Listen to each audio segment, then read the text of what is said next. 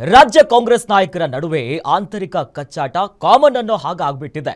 ಈಗ ಪರಿಷತ್ನ 4 ಸ್ಥಾನಗಳಿಗೆ ನಾಮನಿರ್ದೇಶನ ಮಾಡುವಂತ ವಿಚಾರದಲ್ಲೂ ಕೂಡ ಬಣಗಳ ನಡುವೆ ಕಾದಾಟ ತಾರಕಕ್ಕೇರ್ತಿದೆ. ಖರ್ಗೆ, ಸಿದ್ದರಾಮಯ್ಯ ಹಾಗೂ ಡಿಕೆ ಶಿವಕುಮಾರ್ ನಡುವೆ ಪೈಪೋಟಿ ಏರ್ಪಟ್ಟಿದ್ದು ಯಾರ ಬಣದ ನಾಯಕರಿಗೆ ಅದೃಷ್ಟ ಕುಲಾಯಿಸ್ತದೆ ಅನ್ನೋ ಹಿಂಟ್ ಸಿಕ್ಕಿದೆ.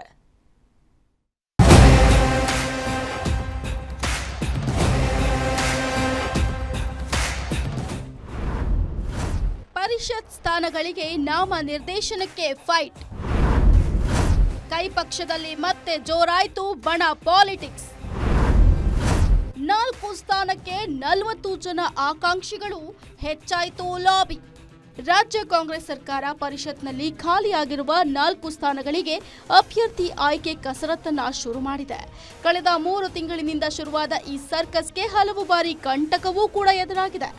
ಆದರೆ ಆಕಾಂಕ್ಷಿಗಳ ಪಟ್ಟಿ ಹನುಮಂತನ ಬಾಲದಂತೆ ಬೆಳೆದಿರುವುದು ಹಿರಿಯ ನಾಯಕರ ನಿದ್ರೆಗೆಡಿಸಿದೆ. ಅದರಲ್ಲೂ ನನ್ನ ಬಣದವರಿಗೆ ಅವಕಾಶ ಕೊಡಬೇಕು ಅನ್ನೋ ರೀತಿಯಲ್ಲಿ 3 ನಾಯಕರ ನಡುವೆ ಪೈಪೋಟಿ ಏರ್ಪಟ್ಟಿದ್ದು ಪಟ್ಟಿ ತಡವಾಗಲು ಕಾರಣವಾಗಿದೆ. 3 ಹೆಸರಿಗೆ 3 ಕಾರಣ ಏನದು? ಅಧಿಕಾರದ ಹಂಚಿಕೆ ಮಾತುಗಳು ಜೋರಾಗಿ ನಡೀತಿದೆ. ಇತ್ತ ಸಿಎಂ ಸಿದ್ದರಾಮಯ್ಯ ತಮ್ಮ ಆಪ್ತರಿಗೆ ಮಣೆ ಹಾಕೋಕೆ ಪ್ಲಾನ್ ಮಾಡಿದ್ದಾರೆ. ಅದರಲ್ಲಿ ರಮೇಶ್ ಬಾಬು ಹಾಗೂ ಅಮೀನ್ ಮಟ್ಟು ಅವರಿಗೆ ಸ್ಥಾನ ಕೊಡಿಸಬೇಕು ಅಂತ ಲೆಕ್ಕಾಚಾರ ಹಾಕಿದ್ದಾರೆ. ಇತ್ತ 2024ರಲ್ಲಿ ಕಲಬುರಗಿಯಲ್ಲಿ ತಮ್ಮ ಸಂಬಂಧಿ ಗೆಲ್ಲೋಕೆ ಕಾರಣವಾದ ಡಿಜಿ ಸಾಗರ್ಗೆ ಸ್ಥಾನ ಕೊಡಿಸೋಕೆ ಖರ್ಗೆ ತಂತ್ರಗಾರಿಕೆ ರೂಪಿಸಿದ್ದಾರೆ. ಕಾರಣ, ಜನತಾದಳ ಬಿಟ್ಟು ಕಾಂಗ್ರೆಸ್ ಸೇರುವಾಗ ಖರ್ಗೆ ಸಾಗರ್ಗೆ ಈ ಭರವಸೆ ನೀಡಿದ್ರಂತೆ. ಹೀಗಾಗಿ ಖರ್ಗೆ ಪಟ್ಟು ಬಿಡದೆ ಸಾಗರ್ ಹೆಸರನ್ನ ಹೇಳಿದ್ದಾರೆ. ಹೈಕಮಾಂಡ್ ಕೋಟಾದಲ್ಲಿ ಆರತಿ ಕೃಷ್ಣಗೆ ಬಂಪರ್, ಡಿಕೆಶಿಗೆ ಆಪ್ತರದೇ ಚಿಂತೆ, ಬಂಡೆಗೆ ಆಯ್ತಾ ಹಿನ್ನಡೆ. ಇನ್ನು ರಾಜ್ಯ ನಾಯಕರ ಯಾರ ಮುಲಾಜು ಇಲ್ಲದೆ ಹೈಕಮಾಂಡ್ ಕೋಟಾದಲ್ಲಿ ಆರತಿ ಕೃಷ್ಣ ಎಂಟ್ರಿ ಕೊಟ್ಟಿದ್ದಾರೆ. ಕಳೆದ ತಿಂಗಳು ಅಂತಿಮ ಆಗಬೇಕಿದ್ದ ಪಟ್ಟಿಗೆ ಏಕೆ ಬರೀ 2 ವರ್ಷ ಸಿಗುತ್ತೆ ಅಂತ ಹೇಳಿ ಹೈಕಮಾಂಡ್ ಮುಂದೆ ಹಠಕ್ಕೆ ಬಿದ್ದು ಪಟ್ಟಿಗೆ ಬ್ರೇಕ್ ಹಾಕಿಸಿದ್ರು.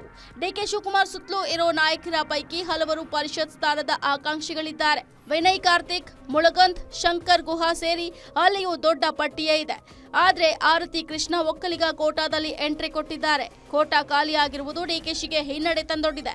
ಆದ್ರೆ ಈ ನಡುವೆಯೂ ರಮೇಶ್ ಬಾಬು ಇಲ್ಲವೇ ಅಮೀನ್ ಮಟ್ಟು ಇಬ್ಬರಲ್ಲಿ ಒಬ್ಬರ ಹೆಸರು ತೆಗೆದು ನನ್ನ ಬೆಂಬಲಿಗರಿಗೆ ಅವಕಾಶ ಕೊಡಿ ಅಂತ ಪಟ್ಟನ್ನ ಹಿಡಿದಿದ್ದಾರೆ.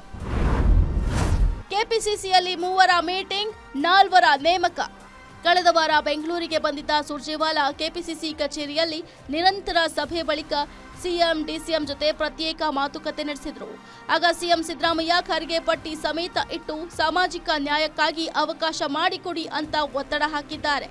ಹೀಗಾಗಿ ಬಹುತೇಕ ಈ 4 ಹೆಸರು ಅಂತಿಮ ಮಾಡಿದ್ದು ಬಹುತೇಕ 24ಕ್ಕೆ ಘೋಷಣೆ ಆಗಲಿದೆ. ಡಿಕೆಶಿಗೆ ಮುಂದಿನ ಅವಕಾಶದಲ್ಲಿ ಹೆಚ್ಚು ಸ್ಥಾನ ಕೊಡುವ ಭರವಸೆಯನ್ನ ನೀಡಿದ್ದಾರೆ ಅಂತ ಹೇಳಲಾಗ್ತಿದೆ.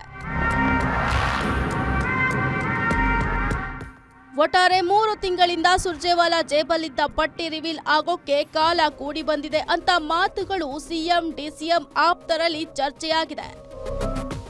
Maruti Pavagada, political bureau, guarantee news, Bengaluru.